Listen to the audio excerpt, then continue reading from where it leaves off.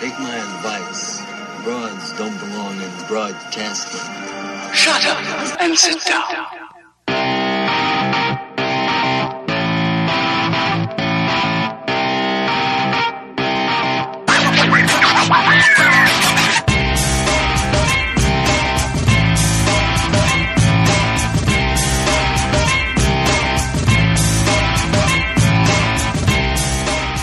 All right. Welcome to the show, everybody. I'm Natasha. I'm Sarah. I'm Karen, and also a little bit late. Sorry. No problem. Democracy shall wait. So this week we are calling about the ACA and the Graham-Cassidy bill. It's being called, depending on where I look, the Graham-Cassidy amendment, the Graham-Cassidy proposal, or the Graham-Cassidy bill. But apparently they all essentially are meaning the same thing. And Karen, you had said that you had an idea of how you wanted to set up presenting this information, but I wasn't sure how you wanted that to go. Well, I thought a couple different things we could talk about. Okay. As per usual, I'd like to get in a tiny little history lesson. Dun, dun, dun. To kind of give us context. And I really need to start putting in some sound effects when you start to talk about the history. Like some really, like when they're doing like the Ken Burns thing with like the low horn music way underneath. Yep. Sort of like voiceover quality I need to start working on that. Okay, continue, please. Yeah, you can just hum or something. So I keep seeing that, the bill this is their last chance for healthcare reform and all of that. And I didn't really know why that was true. I just heard that over and over. So I looked it up. All right. So settle in. I got some things to tell you. Okay. All right. It all starts with the filibuster. Okay. There's a series of things I've learned this year. New words I did not know. So filibuster, right? So that's where you can keep a bill from coming to a vote by just prolonging the debate. To end the debate, you would need a vote of 3/5 of the senators. That's 60 senators. They vote for cloture, which is a word I just learned this year. I'm not saying we're going to end the vote because, gosh, it's come up a lot. All right. So that's how you end a debate. You vote for cloture. It's the whole filibuster thing is an accidental side effect of a change to Senate rules in 1806, where they were trying to allow for more debate.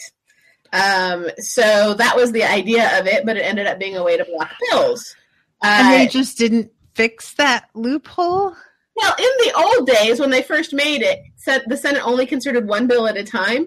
So if you were going to filibuster, it tied up the entire Senate. They couldn't do any other business. They couldn't do your business either. Right. So back then, it never happened. Like the filibuster was very rarely used, only in desperate circumstances. So they left it alone and they weren't worried about it. But in 1970, they changed to a two-track system, meaning now you could just, filibuster one bill and there was another track. Okay. So then the filibuster started getting used a lot to the point where now it's used pretty much on any controversial bill. Okay, so that's where we are today. The filibuster gets used all the time. Okay, there's exceptions, which you've been hearing a lot about, and that is reconciliation is one of the exceptions. Okay. So I looked up that.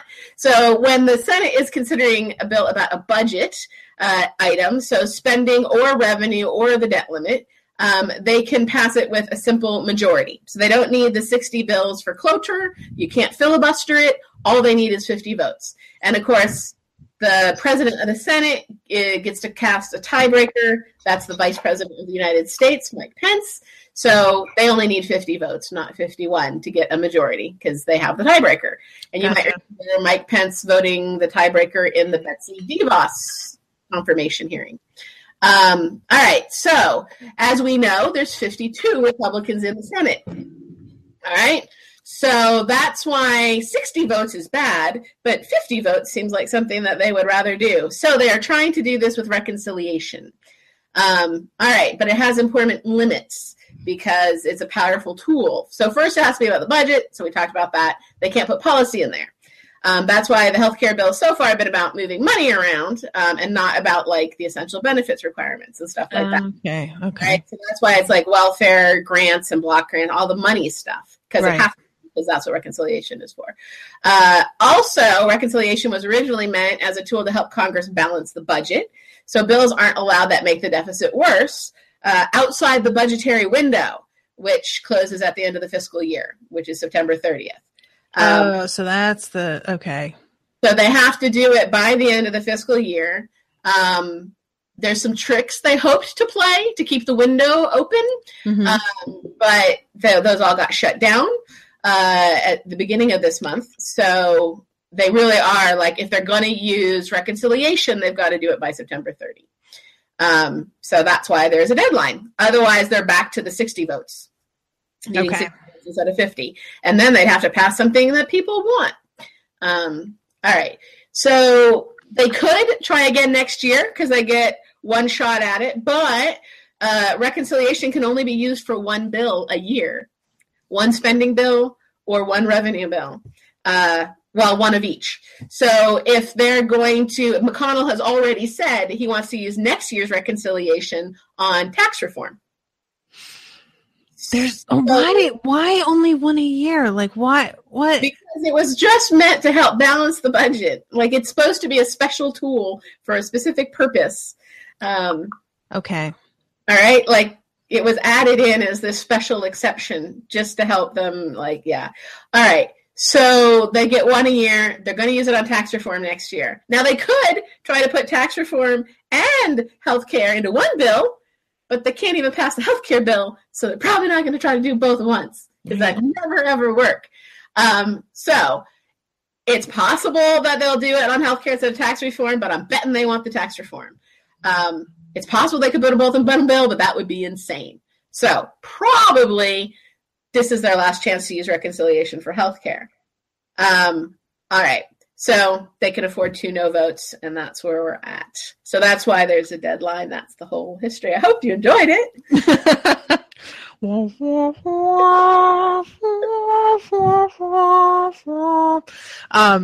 So right now we know that Rand Paul is not voting yes.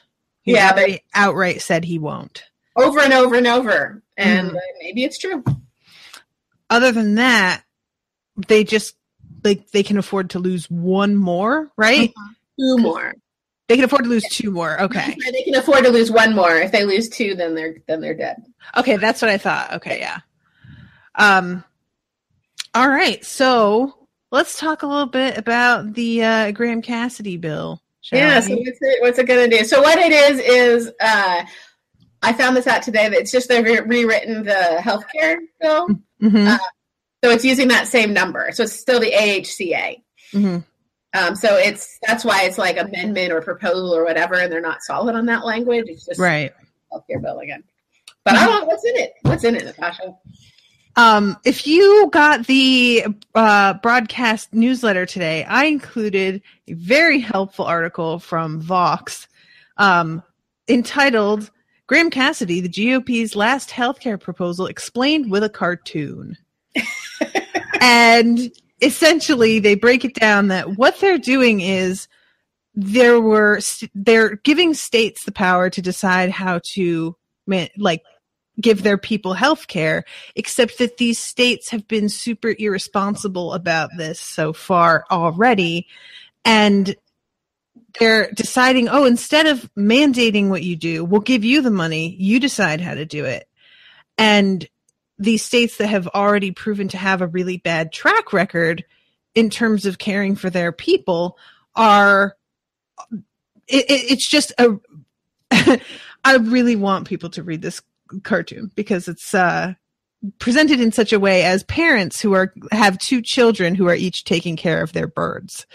And the parent is trying to tell their kids, hey, these birds are dying. You might want to do something to take care of them. And one of the kids going, oh, you make some really excellent points. I will accept your help in taking care of these birds. And the other kid saying, I'm not interested in your goddamn help. I can take care of my birds myself. I don't care if half of them are dead. Also, it's really unfair that I haven't gotten the same amount of money as the person that you made the deal with, my sister.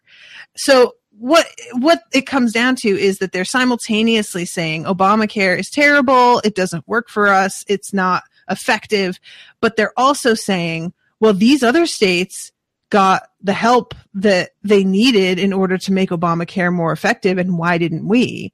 And the reason why you didn't is because you rejected it, because you said you could take care of it yourself, but you didn't. So now you're just saying, no, we really just need more help taking care of it ourselves when you didn't do it the first time. So this is stupid and illogical and there's no precedent that you've ever been good at this. It's really, really silly, frankly. It rewards the people who showed they don't care. Mm-hmm. And then it just, in general, takes money out of the system. So some states get less, and some states, the states that are doing a good job, get a lot less. So it's being determined who gets how much money by their population, and the states with lower populations are getting more money. And like I was looking at Colorado, they're going to have at least $700 million less, potentially $1 billion less to spend on healthcare. Like, yeah, I read 800 bananas. million or $1 billion. Yeah. Just a lot of money. That's just what are you doing? Okay. So Sarah, do you have anything to add to this, mademoiselle? Yeah, so speaking of Colorado, Colorado Governor John Hickenlooper and some other governors wrote a letter to oppose the Graham-Cassidy healthcare bill. In their letter, they wrote, like, only open bipartisan approaches can achieve true lasting reforms, bringing into the fold of the issues behind everything being closed door and only Republican. And it says that it's signed by 5 Democrats, 4 Republicans, and an independent. But I read on a different one that only one Republican governor has now signed it, which is Kasich. And the other ones haven't signed the new letter. Okay. I guess this is like a previous letter also. Not entirely sure where that stands. But it's made in mind of bipartisanship. And it doesn't really touch Medicaid or other cost drivers like prescription drug prices and the cost of hospital care. But they asked the Trump administration to commit to 2 years of preserving cost-sharing subsidies to insurers and to reduce the out-of-pocket costs for low-income people who are receiving care. And then they fixed the family glitch, which prevents some from receiving tax credits because one member is eligible for coverage through an employer. Okay. And then they want to increase health insurance choices in undeserved countries by exempting insurers in those areas from federal health insurance tax on their exchange plans, which will allow people to buy into the healthcare program for federal employees. And then the third kind of thing is make it easier for states to seek exemptions from federal law to find innovative ways to save money and improve the system. So that's Republican contribution. So It sounds like they're trying to put in some stuff to keep it stable, to give it a couple years where nothing changes and everyone can figure out what they're doing. Yeah, it was definitely covered as a Band-Aid, not a heart transplant. There we go. And I was like, okay, that's a good metaphor. So that's where that is. And then there's lots of movements around the country for like protests and stuff like that.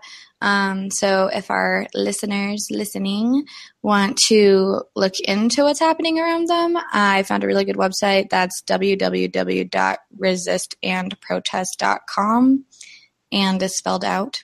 And then if you do /event-list, you will get an event list of everything.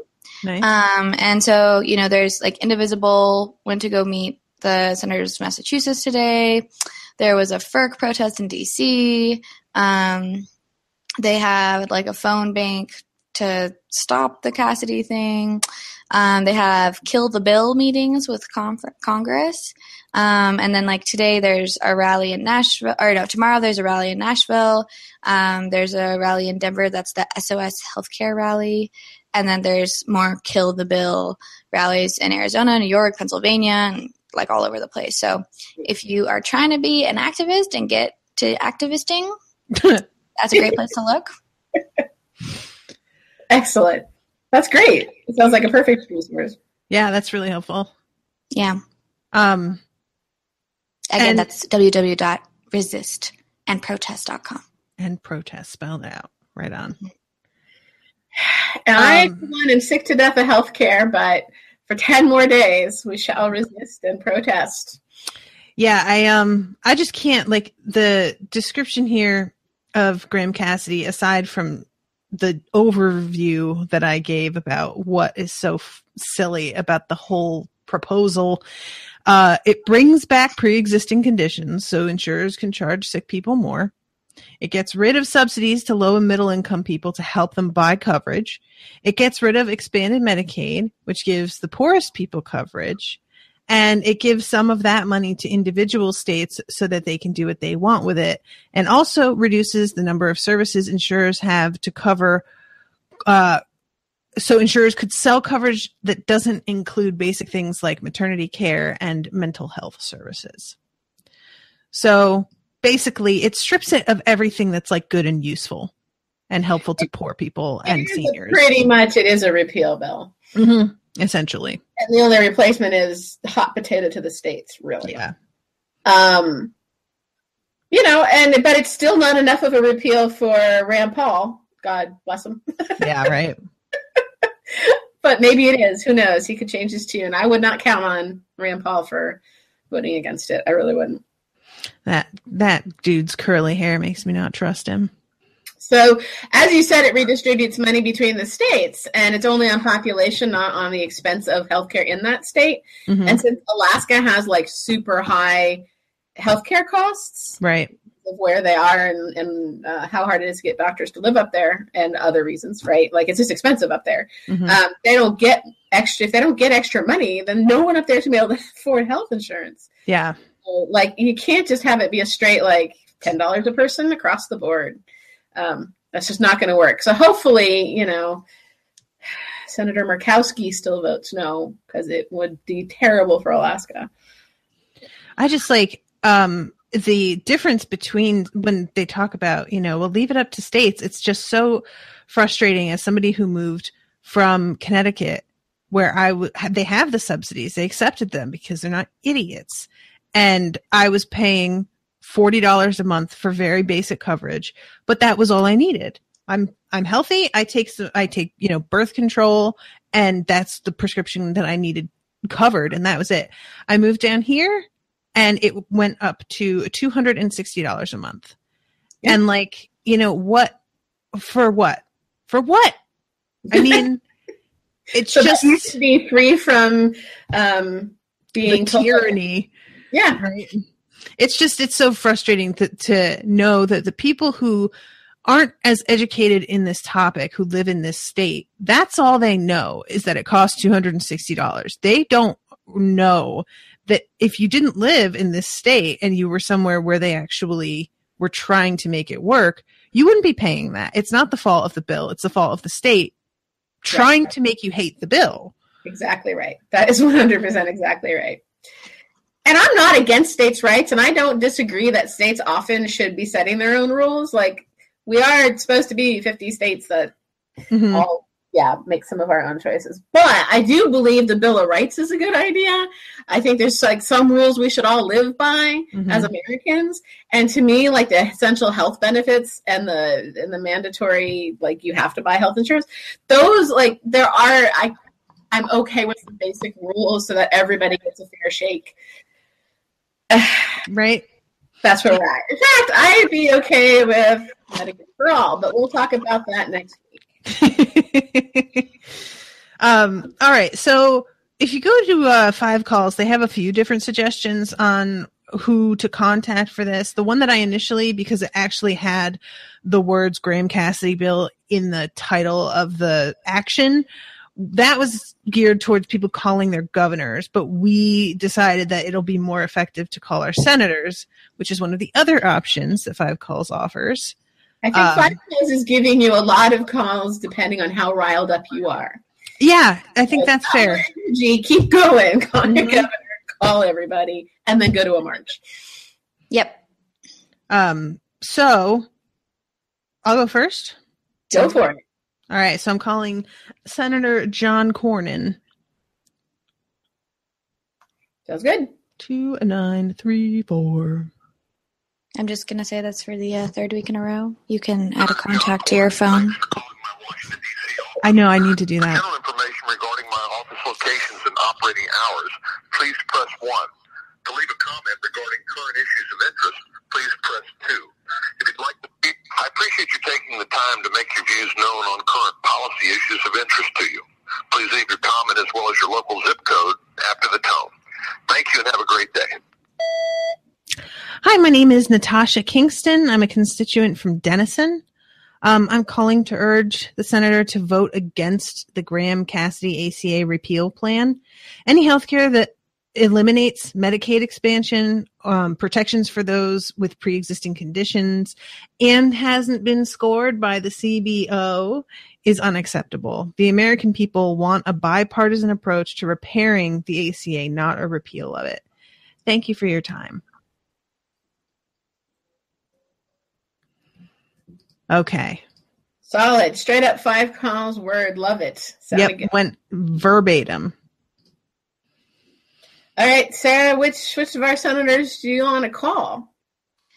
I'm good with whoever, so if you want to take Gardner this week, I'll give him to you. Hey, Corey. I'm doing it.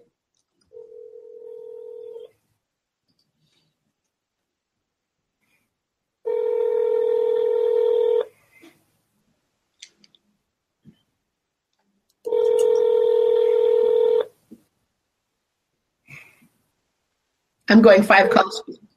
Hi, this is United States Senator Cory Gardner, your senator from the great state of Colorado. Thanks for calling my office. Please feel free to leave a message. Hi, my name is Karen Suhaka, and I am a constituent from Denver, zip code 80203. I am calling to urge Senator Gardner to vote against the Graham-Cassidy ACA repeal plan. Any healthcare plan that eliminates Medicaid expansion, especially in Colorado, which is like $800 million. Like, let's not let that go. Protections for those with pre-existing conditions. I think we need to keep that list in place of things that insurance companies need to cover. The CBO hasn't even scored it. We don't know how many people are going to lose coverage. I don't think we should be voting on this bill. I don't think we should let this happen. So the American people want a bipartisan approach. Maybe talk to Governor Hickenlooper. And let's not just repeal it without some good ideas about what to do instead. So please vote against this bill. Thank you. Bye. Yay! I can't just not say stuff. I just talk. No, I'm fine with it. I think you're editorializing. It's important. The passion.